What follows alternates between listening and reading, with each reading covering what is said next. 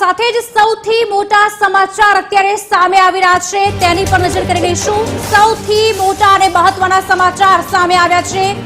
આપને જણાવી દઈએ, રાજ્યસભા માટે ભાજપના ઉમેદવાર જાહેર। ભાજપે 4 ઉમેદવાર જાહેર કર્યા છે। માનસી પરમારનું નામ જાહેર થયું છે, જીતેન્દ્ર કંજારિયાનું નામ જાહેર થયું છે, રાજુભાઈ શુક્લા, મુકેશ રાઠવાનું નામ જાહેર થયું છે। આખરે નામ જાહેર થઈ ચૂક્યા છે। અસમંજસ સવારથી આ સમાચાર ચાલી રહ્યા હતા ત્યારે રાજ્યસભા માટે ભાજપના ઉમેદવાર આખરે જાહેર થઈ ચૂક્યા છે। 4 ઉમેદવાર ભાજપે જાહેર કર્યા છે। આપને જણાવી દઈએ સમાચાર, માનસી પરમારનું નામ જાહેર થયું છે, બીજી તરફ જીતેન્દ્ર કંજારિયાનું નામ જાહેર કરવામાં આવ્યું છે। ત્યારે રાજુભાઈ શુક્લા, મુકેશ રાઠવાનું નામ પણ જાહેર થઈ ચૂક્યું છે। ભાજપે 4 ઉમેદવાર જાહેર કર્યા છે। રાજ્યસભા માટે ભાજપના ઉમેદવાર જાહેર થઈ ચૂક્યા છે, નામ જાહેર થઈ ચૂક્યા છે। ભાજપે 4 ઉમેદવારના નામની જાહેરાત કરી છે।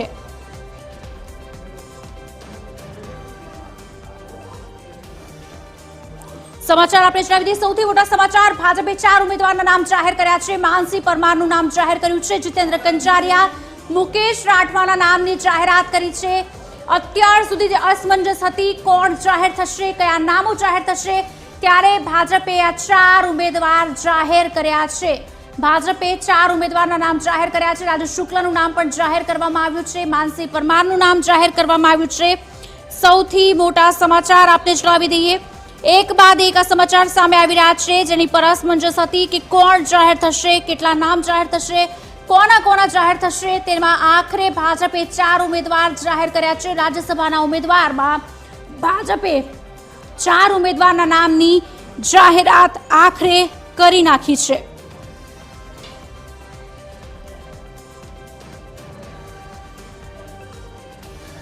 રાજ્યસભા માટે ભાજપે 4 ઉમેદવારના નામની જાહેરાત કરી છે। માનસી પરમારનું નામ જાહેર, ત્યારે જીતેન્દ્ર કંજારિયાનું નામ જાહેર થઈ ચૂક્યું છે। આજ અંગે વધુ વાતચીત કરશે એસોસિએટ એડિટર સોનલ અનડકટ અમારી સાથે લાઈવ જોડાઈ ચૂક્યા છે। સોનલ, આખરે રાજ્યસભાના ઉમેદવારોના 4 નામ ભાજપે જાહેર કર્યા છે, શું વધુ વિગતો મળી રહી છે?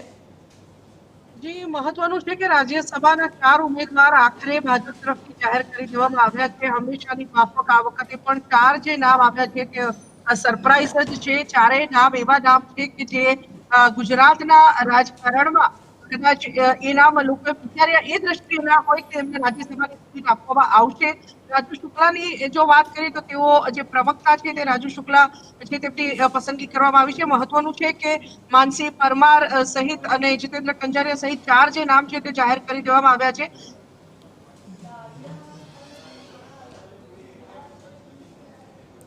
આપને જણાવી દઈએ સમાચાર, ભાજપ દ્વારા ગુજરાતના રાજ્યસભાના 4 ઉમેદવારના નામ જાહેર કર્યા છે। રાજુભાઈ શુક્લા, મુકેશ રાઠવા, માનસી પરમાર, જીતેન્દ્ર કંજારિયા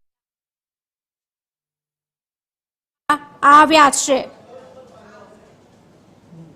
જી સોનલ, શું વધુ વિગત, આજે નામ જાહેર કરવામાં આવ્યા છે તેના વિશે વધુ માહિતી જાણવા માંગીશું। જે પ્રકારે આ 4 નામ જાહેર કરવામાં આવ્યા છે, મહત્વનું છે કે જે હમણાં આપણે જણાવ્યું તેમ કે સરપ્રાઈઝ જ છે। 4 નામ એવા છે કે જે લોકજીભ્ય પણ ન હતા અને ચર્ચામાં પણ ન હતા। હંમેશા રાજ્યસભા માટે જ્યારે ઉમેદવારોની પસંદગીની વાત આવે છે ત્યારે ભાજપ તરફથી દરેક વખતે સરપ્રાઈઝ આપવામાં આવતી હોય છે અને તેના પગલે આ વખતે પણ એવું કહી શકાય કે જે 4 નામ જાહેર કરવામાં આવ્યા છે તે વધુ એક વખત સરપ્રાઈઝ જ છે, કેમ કે આ 4 નામ એવા હતા કે જે ક્યારેય ચર્ચામાં પણ ન હતા અને વિચારણામાં પણ આવ્યા ન હતા। આજે જે આ 4 નામ જાહેર કરવામાં આવ્યા છે, હવે તેમનું નામાંકન પત્ર ભરવામાં આવશે। આ વખતની રાજ્યસભાની ચૂંટણીની જો વાત કરીએ તો સ્પષ્ટપણે તે ભાજપના ખાતામાં જઈ રહી છે। 4 બેઠક, કેમ કે આ વખતે જે રીતે સંખ્યા મળશે વિધાનસભામાં તે જોતા ભાજપના ખાતામાં 4 બેઠકો જે કહી શકાય કે બિનહરીફ રીતે જઈ રહી છે। કોંગ્રેસ તરફથી પણ તેની પાસે વિધાનસભામાં સંખ્યાબળ નહીં હોવાને કારણે તેનો ઉમેદવાર નહીં ઉભા રાખવાનો નિર્ણય જાહેર કરવામાં આવ્યો છે, જેના પગલે આ 4 બેઠકો જે છે બિનહરીફ રીતે ભાજપના ખાતામાં જઈ રહી છે। 6 તારીખે જો કે ગણતરી માંડવામાં આવી રહી હતી કે જે નામ છે તે જાહેર કરવામાં આવશે, પરંતુ હવે જયારે સમગ્ર પ્રક્રિયા જાહેર થઈ ચૂકી છે, 8 તારીખે ફોર્મ ભરવાનો દિવસ છે અને ત્યારબાદ 9 તારીખે ફોર્મની ચકાસણી કરવામાં આવશે અને ત્યારબાદ 18મીએ જે છે તે મતદાન કરવામાં આવનાર છે। એટલે આ તમામ જે 4 ઉમેદવારો છે તેમના માટે મતદાનની પ્રક્રિયા આજે થવાની હતી. જોકે સંપૂર્ણપણે કહી શકાય કે આ બિનહરીફ થવા જઈ રહી છે રાજ્યસભાની ચૂંટણી, કેમ કે કોંગ્રેસ તરફથી ઉમેદવાર નહીં ઉભો રાખવાનો નિર્ણય લેવામાં આવ્યો છે. કદાચ જો કોંગ્રેસ ઉમેદવાર ઉભો રાખે છે તો પણ તે હારવાની જ કગાર પર છે, કેમ કે માત્ર 12 ધારાસભ્યોનું સંખ્યાબળ જે છે તે કોંગ્રેસ પાસે બાકી રહ્યું છે અને તેના આધારે આ વખતે કોંગ્રેસે કહી શકાય કે ક્ષણ પણ ભર્યો નિર્ણય કર્યો છે કે તેના જે ઉમેદવાર છે તે નહીં ઉભા રાખે, હારનો સામનો કરવાની બદલીમાં તેણે ચૂંટણીમાંથી ખસવાનું પસંદ કર્યું છે અને તે અંતર્ગત ત્યારે 4 બેઠકો જે છે તે બિનહરીફ રીતે રાજ્યસભાની ભાજપના ખાતામાં જઈ રહી છે. ચોક્કસથી સોનલ, ભાજપ તેમ પણ સરપ્રાઈઝ આપવા માટે માહેર છે. 4 સાંસદોની જે ટર્મ છે તે પૂરી થનાર છે.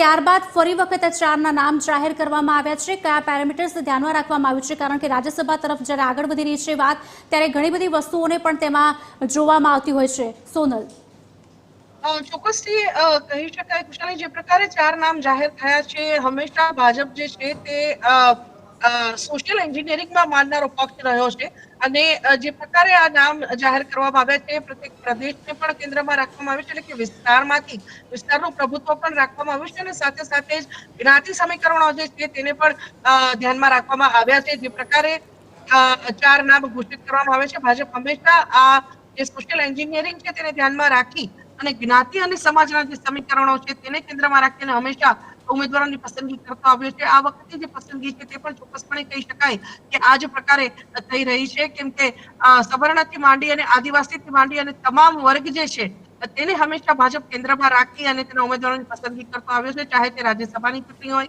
કે વિધાનસભાની ચૂંટણી હોય, હંમેશા જ્ઞાતિ સમીકરણો ભાજપ માટે અત્યંત મહત્વના રહ્યા છે અને હોઈ પણ શકે, કેમ કે પ્રત્યેક ચૂંટણીમાં જ્ઞાતિ સમીકરણો મહત્વનો ભાગ ભજવતા હોય છે. જોકે રાજ્યસભાની ચૂંટણીની વાત કરીએ તો તેમાં જે ધારાસભ્યો છે તે મતદાન કરવા જતા હોય છે, ધારાસભ્યોનું જે મતદાન તેમાં મહત્વનું ગણાતું હોય છે અને તેના પગલે જે આ પસંદગી કરવામાં આવી છે તે વિસ્તાર અને જ્ઞાતિ બંનેને કેન્દ્રમાં રાખી અને આ 4 નામની જે પસંદગી છે તે કરવામાં આવી છે તેવું કહી શકાય. ચોક્કસથી સોનલ, રમીલાબેન બારા, શક્તિસિંહ ગોહિલ, રામ મોકરિયા અને નરહરી અમીન, આ 4ની જે ટર્મ છે તે પૂરી થનાર છે. સામે 4 નામ જાહેર કર્યા છે. ઘણા બધા સમીકરણો પણ જોવામાં આવતા હોય છે અને ભાજપ તેના સમીકરણોને ધ્યાનમાં રાખીને જ, પણ આ સમીકરણો ઘણી વખત વિવાદનું કેન્દ્ર પણ બનતા હોય છે અને ડેમેજ કંટ્રોલની સ્થિતિમાં પણ આવી જતા હોય છે. કેટલો ભાર પડશે આ તમામ વસ્તુઓમાં? રાજ્યસભાની ચૂંટણીની વાત કરીએ કુશાલી, તો ડેમેજ કંટ્રોલનો પ્રશ્ન આવતો જ નથી, કેમ કે હંમેશા ભાજપની એક પ્રથમ તો વાત કરીએ તો ભાજપમાં હંમેશા જે હાઈકમાન્ડ કહે છે તેને જ આખરી શબ્દ માનવામાં આવે છે. ભાજપમાં વિરોધનો સૂર જે છે ક્યારેય ઉઠે છે તો પણ જે ઘીના ઠામમાં ઘી અંતે પડી જતું હોય છે. ભાજપમાં માત્ર એક જ વ્યક્તિ બોલે છે અને તે હાઈકમાન્ડ છે. હાઈકમાન્ડ તરફથી જે નામ જાહેર કરવામાં આવે તેને આખરી માની અને તમામ જે કાર્યકર્તાઓ છે અને નેતાઓ છે તેને માથે ચડાવતા હોય છે. માટે જે ડેમેજ કંટ્રોલની તમે વાત કરો છો તે કદાચ જે મહાનગરપાલિકા અથવા તો વિધાનસભાની ચૂંટણી પૂરતું કદાચ ગણી શકાય, પણ રાજ્યસભાની ચૂંટણીની જ્યારે વાત આવે ત્યારે ચોક્કસપણે જ્યારે જે ધારાસભ્યો છે ભાજપના, એમના તરફથી મતદાન થવા જતું હોય છે અને હાઈકમાન્ડ તરફથી જે નામ જાહેર કરવામાં આવે તેના પર જ આખરી બત્તું મારવાનું થતું હોય છે. માટે આ જે રાજ્યસભાની ચૂંટણી છે તેના માટે જે જ્ઞાતિ અને જાતિ સમીકરણો તમામ અને ખાસ કરીને વિસ્તાર ક્ષેત્ર જે છે, કેમ કે એક ગણતરી એવી પણ માંડવામાં આવી રહી હતી કે સોનલ, જોડાયેલા રહેશો અમારી સાથે. TV13 ગુજરાતીના એડિટર અમારી સાથે દીપક રાચોડી અમારી સાથે ફોન લાઈન પર જોડાયા છે. દીપકજી, શું માનવું છે? આ 4 નામ જાહેર થયા છે, બીજી તરફ ભાજપ જ્યારે સરપ્રાઈઝ આપવામાં માહેર છે. આ 4 નામ સમીકરણો ઘણા બધા સવાલ ઉભા કરી રહ્યા છે. આપનું શું માનવું છે? બિલકુલ કુશાલી, બહુ મોટા સમાચાર છે. જે નામો ચર્ચાતા હતા એનાથી બિલકુલ અલગ નામો આવ્યા છે. સૌરાષ્ટ્રમાંથી 3 આગેવાનોને તક મળી છે, જ્યારે દક્ષિણ ગુજરાતમાંથી એક આગેવાનને રાજ્યસભા માટેનો માર્ગ મોકળો કરવામાં આવ્યો છે. હું આપને જણાવી દઉં કે માનસી પરમારનું જે નામ ડિક્લેર થયું છે તે ઓબીસી મોરચાના પ્રમુખ છે અને સોમનાથ વેરાવળનું પ્રતિનિધિત્વ કરે છે. જ્યારે જીતેન્દ્ર કંજારિયા છે તેઓ ખંભાળિયાના વતની છે અને ભૂતપૂર્વ ધારાસભ્ય મેઘજી કંજારિયાના પુત્ર છે. જ્યારે રાજુ શુક્લ છે એ અમરેલી ભાજપના આગેવાન છે. તો બીજી બાજુ મુકેશ રાઠવા છોટાઉદેપુર જિલ્લા ભાજપના મહામંત્રી છે. એટલે આખું જો આપણે સમીકરણ જોવા જઈએ પ્રાથમિક દ્રષ્ટિએ, કારણ કે હજી પ્રાથમિક અહેવાલો છે, ભાજપમાં પણ ઘણા બધા લોકોને ખબર નથી, તો 3 સૌરાષ્ટ્રના આગેવાનોને રાજ્યસભાની લોટરી લાગી છે. તો બીજી બાજુ દક્ષિણ ગુજરાતના એક આગેવાનને, આદિવાસી આગેવાનને રાજ્યસભાના ઉમેદવાર બનાવવામાં આવ્યા છે. એટલે પહેલા જાતના મોટા આગેવાનોના નામ ચાલ્યા અને દરેક વખતે ભારતીય જનતા પાર્ટી જેમ આપણને સરપ્રાઈઝ આપે છે એમ સરપ્રાઈઝ આપ્યું અને ચારે ચાર નામ નવા ડિક્લેર થયા છે. કુશાલી. દીપકજી, આમ જોવા જઈએ ને તો 8 જૂન સુધી ઉમેદવારી પત્ર ભરી શકાશે, 18 જૂને મતદાન યોજાશે અને વિધાનસભામાં ભાજપ સાથે ઓલરેડી 161 ધારાસભ્યોનું મજબૂત સંખ્યાબળ પણ છે. તો આ શું લાગી રહ્યું છે, ચારેય બેઠક પર ભાજપનો વિજય લગભગ નિશ્ચિત માની શકાય કે હજી પણ કંઈક સરપ્રાઈઝ આવી શકે? બિલકુલ કુશાલી, આ માત્ર ઔપચારિકતા સાબિત થશે એવા સંકેતો મળી રહ્યા છે, કારણ કે કોંગ્રેસ ઉમેદવાર ઉભા રાખવાની નથી. 8મી આ આગેવાનો ફોર્મ ભરશે અને લગભગ સાંજ સુધીમાં આ લોકોને બિનહરીફ ચૂંટાયેલા જાહેર કરવામાં આવશે. એટલે માત્ર 8મીએ ઔપચારિકતા પૂરી થઈ જશે, ત્યારબાદ આ ચારે ચાર આગેવાન રાજ્યસભામાં પ્રવેશ કરી ચૂક્યા છે એમ આપણે કહી શકશું. તમામ ચૂંટણીની કાર્યવાહી 18મી આખા દેશની જ્યારે પતશે ત્યારે સત્તાવાર જાહેરાત થશે. પરંતુ ગુજરાતમાં ભાજપ ખૂબ જ મજબૂત સ્થિતિમાં છે. સામે સાવ ખાલી ખમ વાત છે અને કોંગ્રેસે ઓલરેડી જાહેરાત કરી દીધી છે કે અમે કોઈ ઉમેદવાર ઉભા નહીં રાખીએ. એટલે ક્લિયર કટ છે કે ચારે ચાર ઉમેદવારો રાજ્યસભામાં બિનહરીફ થશે. પણ આ બધી ચર્ચા કરતા ખુશાલી બીજી બહુ મહત્વની ચર્ચા એ છે કે ભારતીય જનતા પાર્ટીએ યુવા આગેવાનોની પસંદગી કરી છે, અણધાર્યા નામો જાહેર કર્યા છે. જે જૂના આગેવાનો રાજ્યસભામાં જવા માંગતા હતા એમના સ્વપ્ન ઉપર પાણી ફરી વળ્યું છે.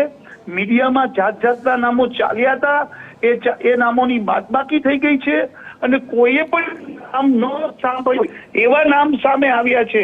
સૌરાષ્ટ્રમાંથી હું આપને વધુ એક વખત વાત દોહરાવી દઉં. સૌરાષ્ટ્રમાંથી 3 આગેવાન, માનસી પરમાર, સોમનાથ વેરાવળ, તેઓ ઓબીસી મોરચાના પ્રમુખ, મેઘજી કંજારિયા જે પૂર્વ ધારાસભ્ય છે, એમના પુત્ર જે ખંભાળિયાના રહેવાસી છે, સતવારા આગેવાન છે જીતેન્દ્ર કંજારિયા, એ પણ સૌરાષ્ટ્રમાંથી, અને રાજુ શુક્લ જે અમરેલીમાંથી આવે છે તે પણ ભાજપના આગેવાન છે. એટલે 3 સૌરાષ્ટ્ર, એક છોટા ઉદેપુર એટલે કે દક્ષિણ ગુજરાતનો એરિયા, આદિવાસી બેલ્ટમાંથી મુકેશ રાઠવાની પસંદગી કરી છે. ચર્ચા આ અત્યારે થઈ રહી છે કે બિલકુલ ભારતીય જનતા પાર્ટીએ નવા લોકોને તક આપી છે, સરપ્રાઈઝ આપી છે, જૂના આગેવાનોની બાદબાકી થઈ ગઈ છે અને નવા આગેવાનોનો ચાન્સ લાગ્યો છે. કુશાલી. જી દીપકજી, આભાર અમારી સાથે વાતચીત કરવા બદલ. ફરી